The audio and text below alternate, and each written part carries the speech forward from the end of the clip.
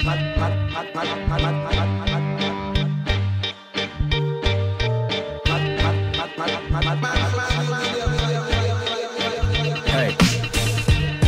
next door to the vatos, potholes, Tahoes, y'all know how the lie goes. Cops go bang in the name of the law, bro. Hopping out with things to put holes in your jawbones. Hot zone, main, I fling slang in the same vein of 4 5 slang. All right, continuing to get with these beautiful people here in Chicago, trying to do the same thing in their cities that we're doing in our city.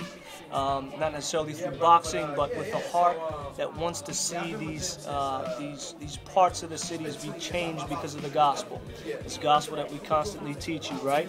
Okay, so I got my man here, Propaganda, from all the way out in Cali, right? Los Angeles, California. Yeah, he's on the other coast. An incredibly talented poet. So tell us a little bit about what life was like for you growing up before knowing Christ, how the conditions of your environment affected you, all that. Yeah, dude, I was born in South Central. I grew up in a predominantly like Mexican neighborhood, mostly Latino. A lot of gang violence, but they were Mexican, so it was Mexican gang violence. So because of that, I had to learn, first of all, the language. I had to learn Spanglish at least, and God kind of used that. Like, I wasn't really recruited into like gangs and such because I wasn't Mexican. So like I was like almost a liability to these dudes. To like, you couldn't have me on the block because I'm easily spotted of all these vatos. You know what I'm saying? So like God kind of used that. But in me not finding like home and solace in that, my introduction into hip hop is what took that place, you know what I'm saying? That's like, which at the time was obviously something much more positive, something that was like a good thing to put your energy into. God like really used my environment for his good, you know what I'm saying? So like I was in the middle of like a really crazy city, really mad city, a lot of crazy things happening. A lot of stuff I didn't even remember happened, like my neighbor's house got burnt down twice and like the father did it. Like I forgot about that. Like I thought it was regular. I thought it was everybody's neighborhood, you know what I'm saying?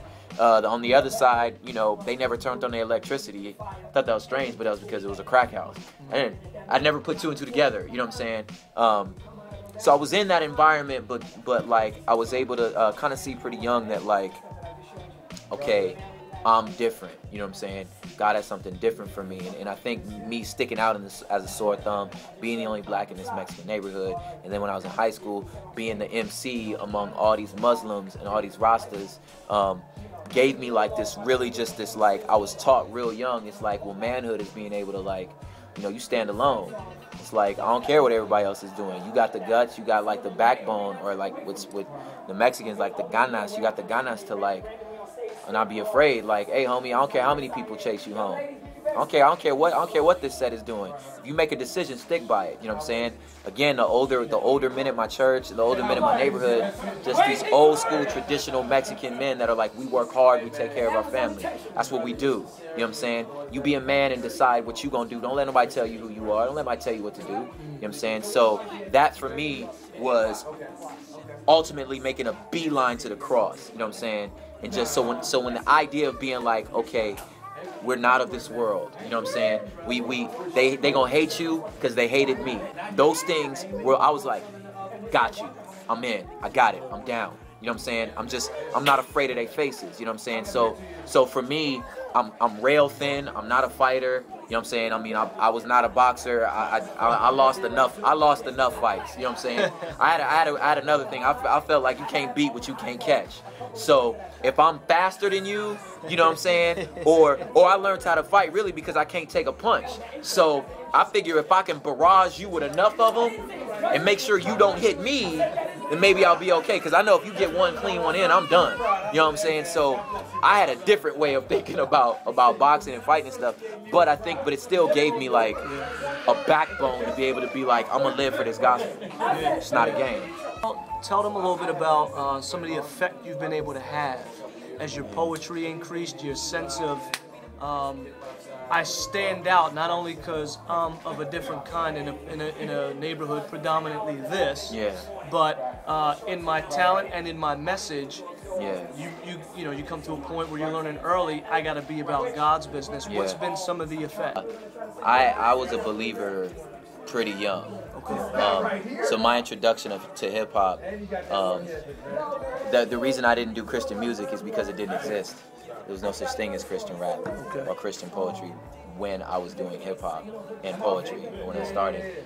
So in some senses, the name was placed on me later. You know what I'm saying? But I was always a believer. I just existed in the hip hop world that I knew, which was street corners, ciphers, freestyle battles. Like, that's all I knew. Just like the Rastas and the Muslims, the 5%ers that were in my city. If you were dope, you were dope. You know what I mean? And that's kind of like the environment I came into. But it kind of gave me the backbone to be able to like articulate my faith. You know what I'm saying? And really not be afraid to kind of like stand on my own in those environments. But at the same time, it also gave me like the teeth and the grit to like not be afraid to like engage these dudes and like get in these ciphers, get in these battles, be like, I'm just as dope as you, homie. You know what I'm saying? And being able to like swing with these dudes, and it earned me the right to be heard, and then I can like pull young dude over later and just chop it up. And some of these guys that I met back then are believers now, you know, in like ministry now, just from like my battle rap years. I've earned the right to be heard as far as like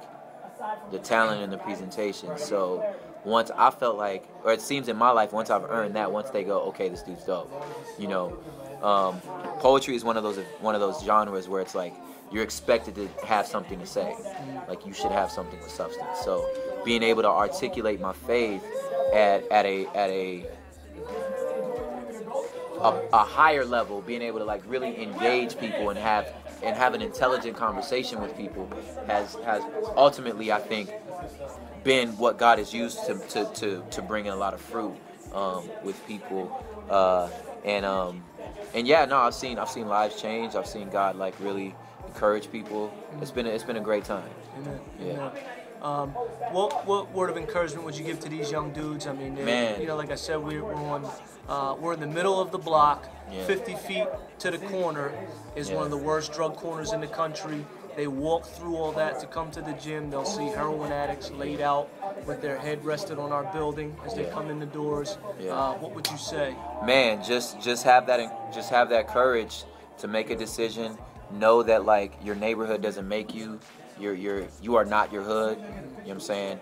You're fearfully and wonderfully made by your Father, and just have the courage to know what's true and trust what's true and run with that despite what's happening around you. There's craziness everywhere. You know what I'm saying? It doesn't get any better. It'll always be crazy. But you get stronger and God's voice gets clearer. So it's the phenomenon. Do that. How about a quick little, I don't know, 10-second, 20-second snippet of some of your goods? If you can think of a little cut of a verse or something. And he came and gathered up the gravel, and he fashioned from mud everything we know and love.